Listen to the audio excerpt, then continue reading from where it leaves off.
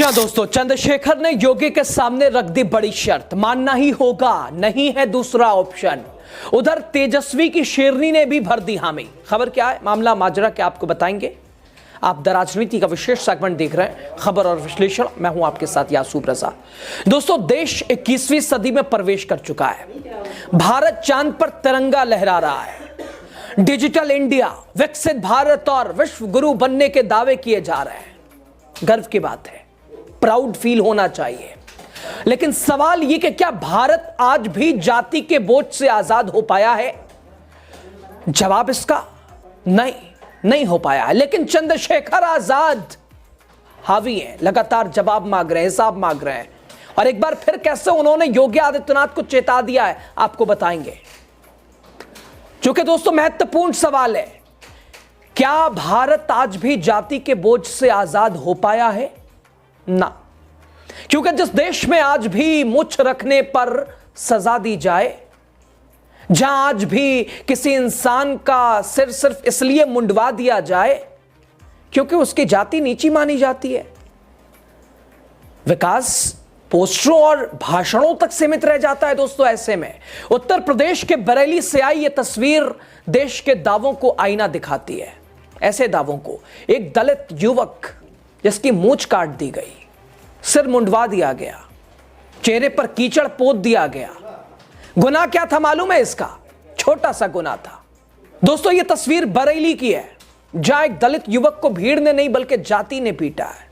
उसकी मूंछ काट दी गई, सिर जबरन मुंडवा दिया गया, सरेआम, बेखौफ योगी राज। और फिर चेहरे पर कीचड़ पोत दिया गया ताकि उसे उसकी औकात याद दिलाई जा सके। कौन हो तुम?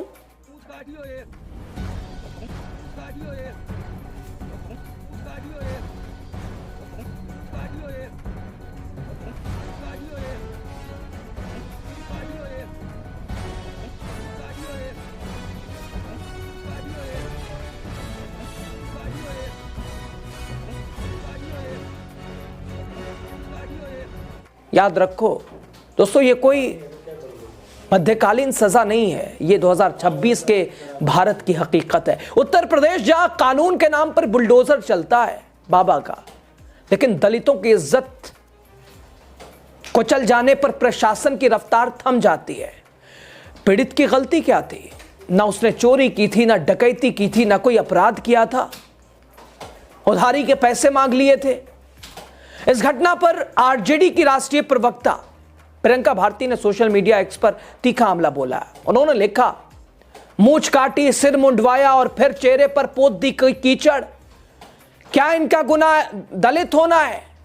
आजादी को 7 दशक से ज्यादा हो गए, मगर दलितों को आज भी मूंछ रखने की कीमत चुकानी पड़ रही है। दोस्तों, प्रियंका भारती का कहना है कि आजादी के 75 साल बाद भी अगर दलितों को मूंछ रखने की कीमत चुकानी पड़ रही है तो यह सरकारों की नाकामी नहीं बल्कि उनकी मानसिकता का आईना है। उत्तर प्रदेश के बरेली जिले के नवाबगंज थाना क्षेत्र में अनुसूचित जाति के युवक के साथ अमानवीय व्यवहार, बर्बर व्यवहार का मामला है दोस्तों, दरअसल उधार दिए गए पैसे वापस मांगने पर दबंगों ने युवक की बेरहमी से पिटाई की, सरेआम जाति सूचक गालियां दी, सार्वजनिक रूप से अपमानित किया। सांसद चंद्रशेखर आजाद ने योगी सरकार को अल्टीमेटम दे दिया, चेतावनी दे दी है, संदेश दे दिया है और साफ उन्होंने कहा है। चंद्रशेखर आजाद कहते हैं, उत्तर प्रदेश का जिला बरेली नवाबगंज क्षेत्र अपने उधार दी गई रकम वापस मांगने के लिए दलित युवक पप्पू दिवाकर के साथ जो बर्बरता की गई, उसे जाति सूचक गालियां देना, जबरन सिर मूंछ मुंडवाना, चेहरे पर कालिख पोतकर गांव से निकालना, यह अत्यंत पीड़ादायक है, शर्मनाक है, जातीय आतंक का घिनौना उदाहरण है। सबसे चिंताजनक तथ्य यह है कि यह अपराध गांव के लोगों के सामने किया गया, इसका वीडियो बनाया गया। पीड़ित को इतना मानसिक तौर पर तोड़ दिया गया कि वो महीनों तक चुप रहने पर मजबूर है। यह वही भय और वही दबाव की साजिश है जिसके जरिए दलितों को न्याय मांगने से रोका जाता है। यूपी गवर्नमेंट से मांग करते हैं सभी आरोपियों पर SC/ST अत्याचार निवारण अधिनियम के तहत सख्त धाराएं लगाई जाएं, वीडियो बनाने और उसे प्रसारित करने वालों पर अलग से कठोर कार्रवाई हो। पीड़ितों को सरकारी सुरक्षा, उचित मुआवजा, मानसिक उपचार उपलब्ध कराया जाए। दोस्तों, जानकारी के अनुसार पीड़ित की पहचान थाना बहेड़ी क्षेत्र के ग्राम गुरसौली निवासी पप्पू दिवाकर के रूप में हुई है। पप्पू ने नवाबगंज थाने में दर्ज कराई रिपोर्ट में बताया कि वो ग्राम गेला टांडा निवासी चंद्रसेन के यहां रह रहा था। आरोप है कि चंद्रसेन ने उसे ट्रैक्टर खरीदने के नाम पर 4,50,000 रुपए उधार लिए थे। पीड़ित का आरोप है कि जब उसने अपनी उधार दी गई रकम वापस मांगी तो चंद्रसेन, उनके बेटे पप्पू और गोधन लाल ने अपने साथियों के साथ मिलकर उस पर हमला कर दिया। दबंगों ने सिर्फ मारपीट नहीं की बल्कि जाति सूचक गालियां दी, उसे जान से मारने की धमकी दी। आरोप है कि हमलावरों ने जबरन पप्पू के सिर मुंडवाए, उस अस्तूरे से उसकी मूंछ और भौं को काट दिया गया, फिर उसके चेहरे पर कीचड़ पोत दिया गया। उधर प्रियंका भारती यही नहीं रुकी, उन्होंने बिहार और उत्तर प्रदेश दोनों जगहों पर दलितों के हालात पर सवाल उठाए। उन्होंने याद दिलाया कि कैसे जाति के नाम पर वोट लिए जाते हैं लेकिन हक के नाम पर बुलडोजर चला दिया जाता है। बिहार में मुसहर समुदाय, जो पहले से ही सबसे ज्यादा भूमिहीन है, वंचित है, आज भी घर बचाने के लिए सड़क पर लेटने को मजबूर है। दरअसल जीतन राम मांझी के बेटे मंत्री संतोष सुमन जी की गाड़ी के सामने मुसहर समुदाय की महिलाएं लेट गईं। मुसहर समुदाय से आने वाले इन लोगों का घर बुलडोजर से ढाया जा रहा है।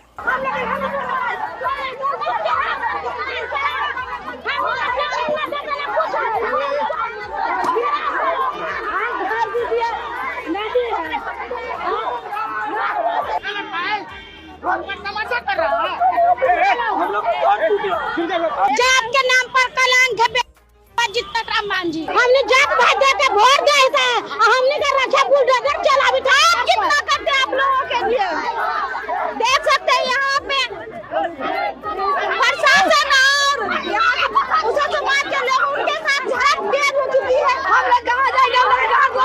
बिहार में करीब 40.35 लाख माझी मुसहर समुदाय के लोग हैं। सबसे ज्यादा भूमिहीन, सबसे कम सरकारी नौकरियां। इस समुदाय से अब तक सिर्फ 20 डॉक्टर, 76 इंजीनियर। ये आंकड़े नहीं बल्कि ये सिस्टम की बेरुखी का भी प्रमाण है। तेजस्वी यादव ने भूमिहीनों को जमीन देने का भी वादा किया था, लेकिन आरोप है कि नीतीश सरकार ने न जमीन दी और न ही सम्मान दिया।